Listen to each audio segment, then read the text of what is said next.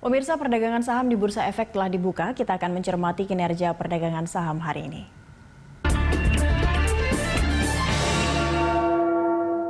Dan untuk mengetahui pergerakan saham hari ini, kita akan kembali bergabung bersama Head of Research Panin Sekuritas, Niko Lauren. Selamat pagi, Mas Niko. Selamat pagi, Mbak Jafri.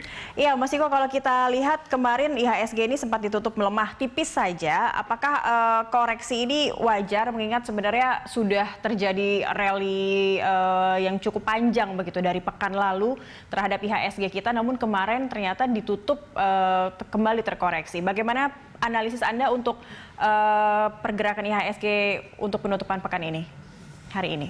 Iya, jadi kalau kita lihat emang di hari kemarin kan dalam kayak dari Senin, Selasa, Rabu kita naiknya udah cukup signifikan ya. Jadi kalau kita lihat koreksi kemarin itu lebih didorong dari sisi, mungkin dari sisi regionalnya kalau kita lihat ada meningkatnya tensi antara US dan juga China ya. Jadi terkait dari sisi banning perusahaan-perusahaan dari China, itu kayak China Telecom, yang sebenarnya jadi concern dari sisi investor. Apalagi kalau kita lihat tensinya juga meningkat karena kalau ada rencana dari kayak Presiden Donald Trump kemarin itu untuk melakukan buat perusahaan-perusahaan kayak Tencent dan Alibaba itu yang ada potensial buat delisting juga, ada potensial banning buat transaction juga. Nah, jadi itu yang sebenarnya jadi concern dari sisi investor. Lalu kalau spesifik buat dari dalam negeri pun itu kita lihat kan kemarin kita mencatatkan kasus baru tertinggi ya 11,6 ribu kasus. Jadi secara spesifik itu yang menjadi pressure buat market. Cuman kalau kita lihat kemarin dominantly itu lebih didorong dari aksi profit taking ya. Oke, aksi profit taking yang juga memang terjadi hampir sepekan ini begitu ya. Kalau Anda melihat IHSG ini kan tergolong cukup stabil dengan level 6.400-an begitu. Apakah IHSG ini masih bisa menembus level sebelum pandemi di 6.700-nya? Seperti apa peluangnya? Anda melihatnya seperti apa, Mas Niko? Kalau in the long term-nya sampai di 2021 ini kita positif ya. Target indeks kita 6.700 sampai akhir tahun. Base case skenario atau skenario terbaik itu ada di 7.200. Sebenarnya drivernya cukup banyak sih. Pertama dari sisi di globalnya dulu. Jadi kalau kita lihat kan statement dari Biden pagi ini juga udah ada detailsnya. Itu adalah stimulus in the trillions of dollar. Itu transaksi stimulus bisa sampai 1,9 triliun. Nah, jadi itu akan jadi katalis positif. Jadi kalau kita lihat juga ke depannya pasca nanti ada official inauguration buat Biden di tanggal 20 Januari, itu harapannya akan meredakan tensi sebenarnya. Jadi kalau kita lihat kan tensi ini akan semakin reda, jadi volatilitas bakal turun, jadi itu akan positively impact buat ke emerging market. Jadi itu akan jadi katalis positif.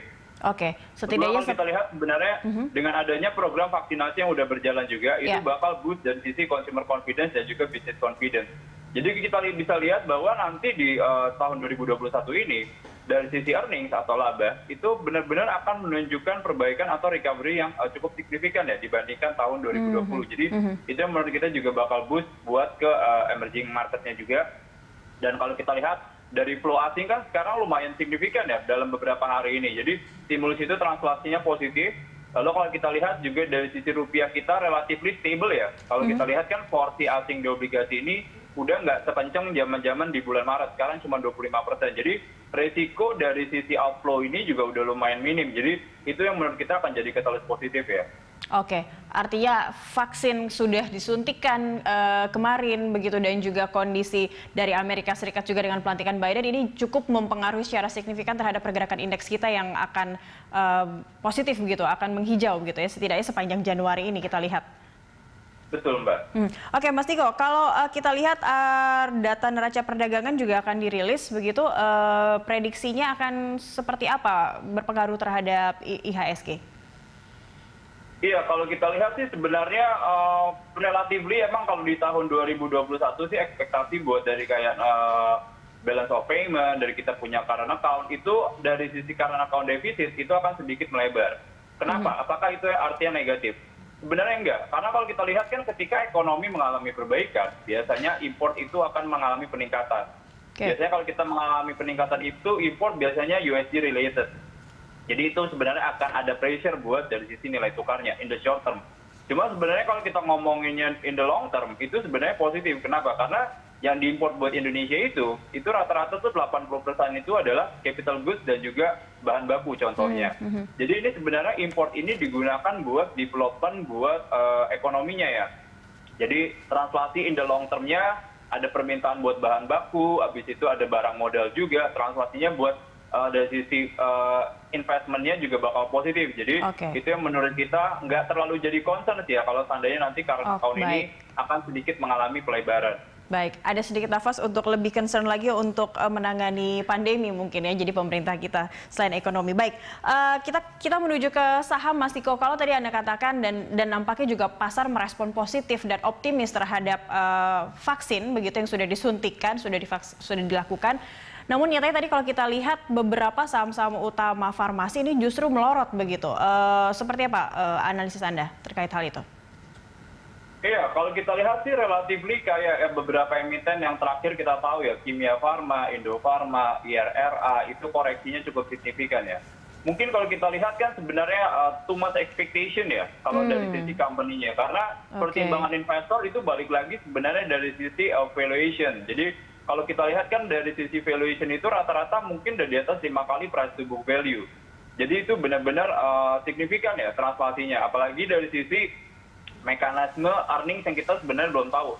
Apakah kayak misalnya dari Indofarma dan Kimia Farma itu profit marginnya berapa, ini berapa. Jadi itu yang sebenarnya jadi concern dari sisi investor. Cuman kalau kita lihat karena valuation-nya ini juga udah meningkat signifikan, itu yang sebenarnya jadi resiko sih ya dari sisi company-nya. Too much expectation, tapi Anda mungkin juga bisa memberikan rekomendasi terhadap saham-saham farmasi untuk saat ini sebaiknya seperti apa yang dilakukan oleh para pelaku pasar? Kalau buat Kimia Farma, Indofarma, sama IRRA mungkin kita harus hati-hati ya. Kita masih lihat resiko yang cukup signifikan. Pressure dari sisi selling juga masih tinggi ya ke depannya. Cuman kalau misalnya yang kita cover, contohnya Kalbe Farma harusnya masih bisa positif ya. Karena kalau kita lihat kan rally-nya atau kenaikannya nggak terlalu banyak. Valuation-nya juga relatively masih murah. Sebenarnya company-nya juga ada potensi buat pemerintah itu buat gandeng private. Untuk menyalurkan dari sisi distribusinya, karena kita tahu Kalbe ini juga punya distribusi yang signifikan ya porsinya. Lalu kita lihat juga dari sisi potensi buat vaksin juga positif karena mereka juga sekarang lagi development vaksin juga. Nah jadi itu yang menurut kita buat in the long term-nya ini bakal positif sebenarnya buat Kalbe. Untuk Kalbe, baik. Kalau kita lihat tren di industri kesehatan ini kan kayak nutritional drinks atau barang-barang yang related ke kesehatan itu kan trennya lagi meningkat ya, buat meningkatkan imunitas. Jadi itu kita lihat Kalbe punya proxy di situ. Oke, baik. Mungkin singkat saja Mas Niko, untuk sektor perkebunan, untuk khususnya untuk CPO juga menguat. Analisis Anda seperti apa? Mungkin bisa memberikan rekomendasi untuk itu? Iya, kalau CPO sih sebenarnya kita lihat emang trennya dalam beberapa hari ini terakhir positif ya. Jadi kalau kita lihat kan dari sisi pemerintahnya itu, karena kita ada moratorium lahan ya. Jadi lahan dibatasi, produksi itu mengalami penurunan. Lalu kalau kita lihat juga ada La Nina, disruption dari sisi supply di Malaysia itu agak sedikit terhambat. Jadi supply terhambat. Demand ini bakal ditorong dari potensi peningkatan reopening beberapa negara yang jadi konsumsi terbesar buat CPO. Contohnya kayak India, Eropa. Jadi ini yang menurut kita bakal tren masih positif ya. Cuman kalau kita lihat kan salah satu demand positifnya dari B30. Cuman kalau misalnya masalah sustainability menurut kita agak hati-hati sebenarnya buat CPO. Karena kalau kita lihat kan harga minyak ini belum stable ya, atau ibaratnya belum akan meningkat signifikan. Nah jadi ada potensi buat, karena B30 itu adalah substitusi buat harga minyak. Kalau harga minyaknya itu naik terlalu banyak, jadi B30 itu jadi concern sebenarnya dari sisi demand-nya. Jadi itu sih menurut kita ada resiko ya. Cuman in the short term-nya menurut kita masih positif ya. In the long term-nya agak hati-hati aja. Untuk jangka pendek CPO masih positif untuk bisa ditarget pelaku pasar. Baik, terima kasih Mas Niko untuk informasinya dan bergabung bersama kami Head of Research Panin Sekuritas Niko Lauren di IDX Opening Bell.